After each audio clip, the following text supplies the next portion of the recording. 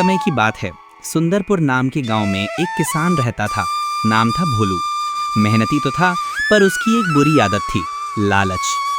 अरे रामू, अगर मेरे खेत में गेहूं की जगह सोना उगता ना, तो मैं राजा बन जाता। भोलू भाई, मेहनत करो, सपना मत देखो। लालच से कभी भलाई नहीं होती। तो हमेशा बुरा ही सोचता है। देख लेना, एक दिन मेरा खेत चमकेगा सोने जैसा। भोलू की भैंसा कल्लू बोल, मालिक, पहले मुझे पानी पिला दो, फिर सोना उगाना। एक दिन भोलू जंगल में लकड़ी काटने गया, तभी उसे एक अजीब सी झोपड़ी दिखी। अरे वाह, ये कैसी झोपड़ी है? कोई तो रह रहा है अंदर। दरवाजा खुलता है, अंदर से निकलते हैं जादूगर बाबा। संत कौन है? क्या चाहता है तू? बाबा जी, कुछ ऐसा दे दो जिससे मैं बहुत अमीर बन जाऊं। मुस्कुराते हुए, तू लालची है पर ठीक है। ये ले जादुई सिक्का, पर याद रखना, इसे ईमानदारी से इस्तेमाल करना। अगर लालच बढ़ी, सब मिट जाएगा। वाह बाबा, अब तो मैं राजा बनूंगा। भोलू सिक्का लेकर भाग जाता है। अरे, जहां सिक्का रखा वहां मिट्टी से सोना निकल रहा है। भोलू, ये क्या कर डाला तूने?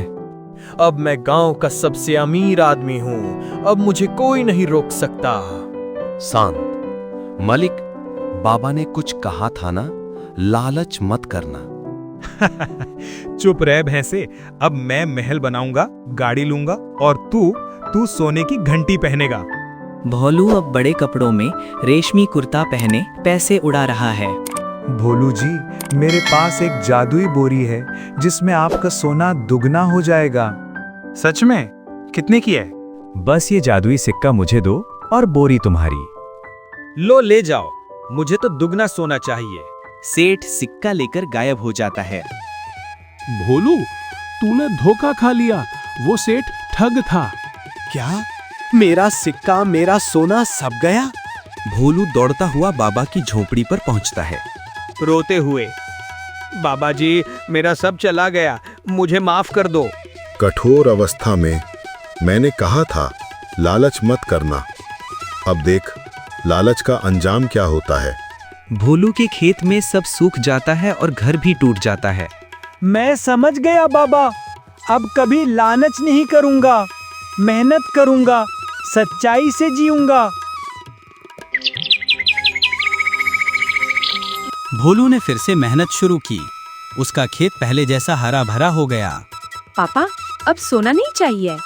मुझे बड़ा दुख है बिटिया, पर अब मुझे सिर्फ मेहनत का फल चाहिए, वही सच्चा सोना है। वाह भोलू, अब तू सच में अमीर हो गया, दिल से। और मुझे दूध चाहिए, सोना नहीं।